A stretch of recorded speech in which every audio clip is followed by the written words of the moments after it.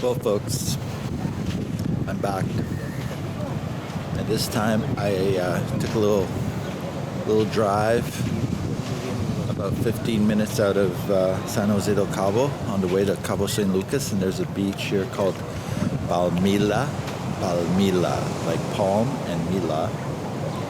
You'll see it in Google, and it's actually a really nice beach. It may not look like it from this angle.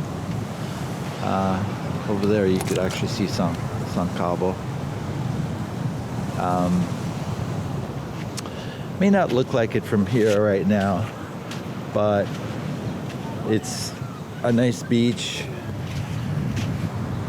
It's located in a gated community. All around here is a gated community of timeshares and condos and things like that, I believe. So when I first entered the gated community, I thought, oh shit, some guard's gonna stop me and kick me out, because gated communities are private, and they keep them private because if you've ever been to Cabo San Lucas, you'll understand that wherever there's tourists with money, you're going to find a lot of scammers and hawkers, and they want to keep that riffraff away. Rightly so, because you travel all this way, you spend all this money, and you don't need like scammers in your face trying to sell you cigars and crap and trinkets and hats and whatever it is they're trying to sell. So they purposely create these gated communities. Here you can see more of the beach. They create these gated communities to keep basically that riffraff out of here and allow these travelers and tourists to just have some peace on the beach, which is great. Love it. No boats, no marinas. It's actually quite tranquil. I like it a lot. Very cool. So this is it. Playa Palmilla. It's actually a pretty easy drive from San Jose del Cabo along the highway. You do have to do like a little roundabout going backwards because it's on the other side, on the beach side. So at some point you have to like do a little U-turn, then come in, and once you get in the gated community, you're good. And just go all the way down. Just follow the Google Maps and just go all the way down, and there'll be free parking here on the beach. And that surprised me. I was expecting some guy wanting $20 or something to park here or something. So that was another pleasant surprise. I didn't get hijacked in the parking. So yeah, who knows? Maybe I'm not even supposed to be here. Maybe I just got by. I don't know. But it felt good. It felt like it was okay if you have a car. I'm sure they have security around here keeping an eye on things, making sure that there's no riffraff. And there's the rocks. At the beach, it looks pretty cool. Looks pretty. I didn't bring my towel, which was like crazy. I just left the condo and I didn't actually bring a towel. I didn't bring my bathing suit. I guess I'm not going to be going in the water. But I don't want to get wet and not dry off. But you know what? I'll just enjoy it from here. I'll let you guys enjoy it with me too.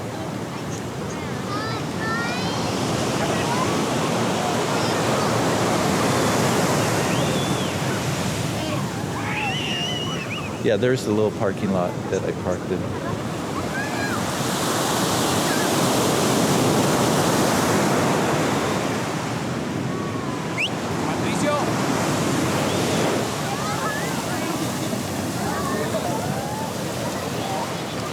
There it is. So if you guys are looking for a quiet beach near San Jose del Cabo, this is actually not a bad one to come to. Especially if you got a family. You got a couple of kids, you know. It's kid friendly, as you can see.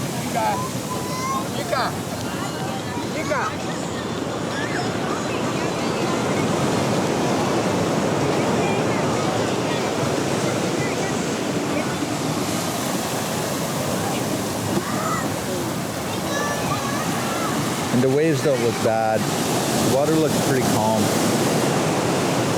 It's pretty good.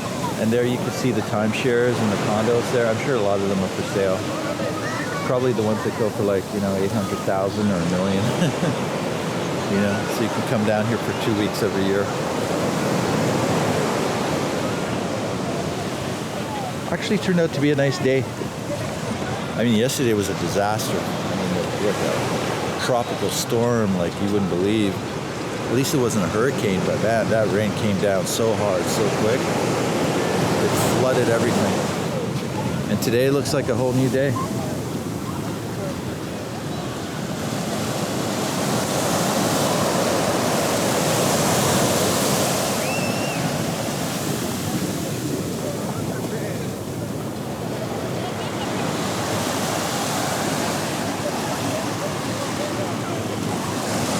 Nice to see families just enjoying themselves.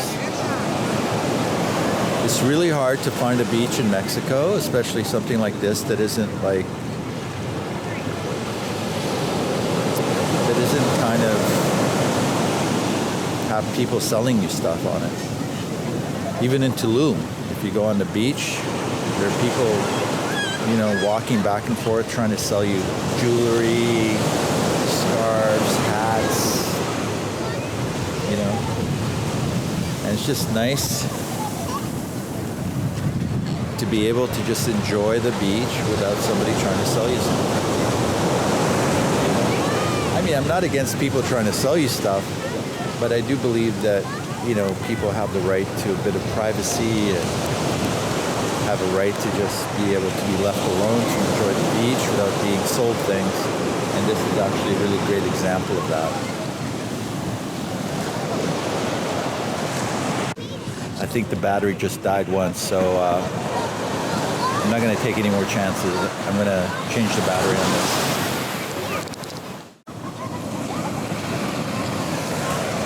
I don't know what's up with these batteries. They're supposed to last a lot longer. There's no viewfinder or anything, but they keep dying pretty quick. Maybe they're just not legit batteries you get on Amazon, you know what I mean?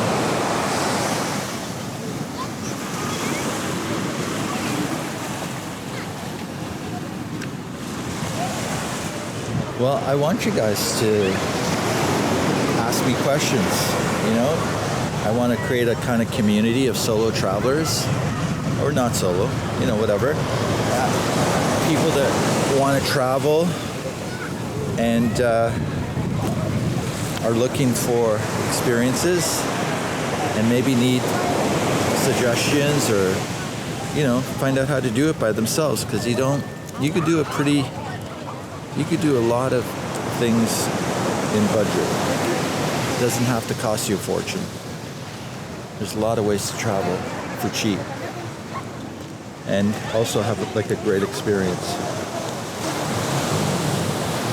So please reach out to me and, you know, ask questions, join the community, follow along.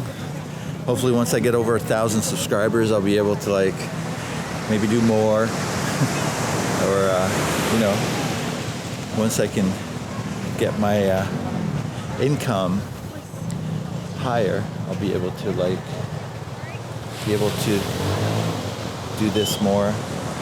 I like the idea of working remotely, but, you know, if I'm working remotely, I'm also not traveling. You know, you know, you're working, so you might, you know, do something here and there. So I'd like to have some kind of passive income so I can do this more freely.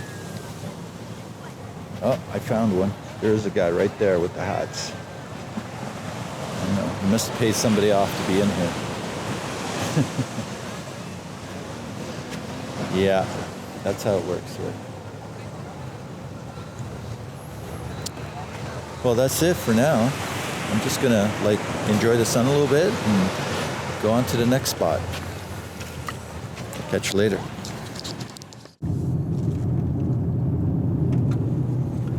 Good morning, guys. Well, I'm here in my car and I'm heading to the airport. So this is the final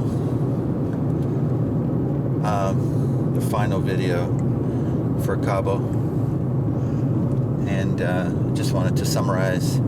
I had a great time. Everything went really well, except for that snorkeling incident, which I spoke about on my last one of my last videos. So avoid those cheapy tours. Definitely recommend San Jose del Cabo as a place to stay versus Cabo San Lucas, and I also recommend that you take the trip to La Paz. It's really worth it. La Paz is a beautiful town, and stay along the waterfront, the Malecon, and yeah, it's a great experience. It's 2.5 hours drive, or you could also take the bus. There's buses from Cabo San Lucas and San Jose del Cabo to La Paz every day. I think they leave pretty frequently. So that's what I would do if I were you guys, especially if you're only here for a few days or a week. Reasons to stay in San Jose del Cabo versus Cabo San Lucas. Cabo San Lucas is a party town. So if you like to party, you like the nightlife, you like loud music, and you really want to go for it, and I say Cabo San Lucas. But it's very busy, it's very intense, it's not my scene. San Jose del Cabo, on the other hand, is like nice little restaurants, quiet, more calm, like boutique little galleries, smaller vibe, small colonial pueblo style historical center. A lot of amenities, like you can get a very affordable Airbnb apartment like I did, and just shop at Chedraui and just buy your stuff. So very different places, you need to decide what might be right for you. Like as far as beaches go, well, if you have a car, it's very easy to get to those beaches. And I would prefer the beaches near San Jose del Cabo. They're quieter versus the beaches near Cabo San Lucas. They're just not really suitable for me, Unless you're going into a timeshare or condo with a private beach, I would just stay away from them. Another place you might want to check out, it's only an hour and a half outside of Cabo San Lucas, is Todos Santos. It's a small little town. Not that small, but it's a small little town on the coast, which also has beaches, but those beaches are a little rough. They're not the best, especially for families. A little bit more wild, but it's still a nice little town to visit. Day trip, for sure. Again, day trip. So I think having a car down here, unless you're just a backpacker and you're just hanging out, but if you want to explore, I think it's really important to have a car. Just get a cheap rental from the airport. This one, I think, for 3 days was only $150. Actually, 4 days. It wasn't very much. So, that's my recommendation for you guys. What else? Yeah. La Paz, if you have the time. And if you're staying here for longer, if you're thinking, okay, yeah, I want to be in Baja, I really like it, I'll stay a little longer, then take the bus, or if you have the car and you're willing to do the long drive up to Loreto. And I think Loreto might even have a small airport. I think it does. So if you don't want to drive, you don't want to take the bus, it is like a 5-hour drive from La Paz. It's a long ride. It's beautiful. It's very pretty. I stayed there for about a week 2 years ago or so when I was last here, and I really enjoyed it. And around that area of Loreto, you got a lot of really cool places. And if you're here like during the winter, like January, February, you have the whales are migrating from Alaska down, I don't know, down south and back and forth. So you get to see some whales. So that's definitely worth it. There's also like these cool. I was at a museum in Loreto. Or was it La Paz? I was at a museum in La Paz where the peoples of this area, like the prehistoric people here, they don't know too much about them, but they did do pictographs and cave drawings, and you could see those too. So if you're into the archaeology thing, there are tours that require you to go on a donkey or mule out. It might be a 2-day, 3-day camping experience where you see these pictographs and stuff, and it's pretty cool. I wanted to do that last time, but I never got the chance. But you know, if you do have the time, it might be a cool thing to do. So there's the beaches, there's the desert, the small pueblos, you know, all that is available to you. And obviously the party scene at Cabo San Lucas. Yeah. And again, yeah, if you like water, you know, the scuba diving here, do the real snorkeling, not the crappy snorkeling that I got.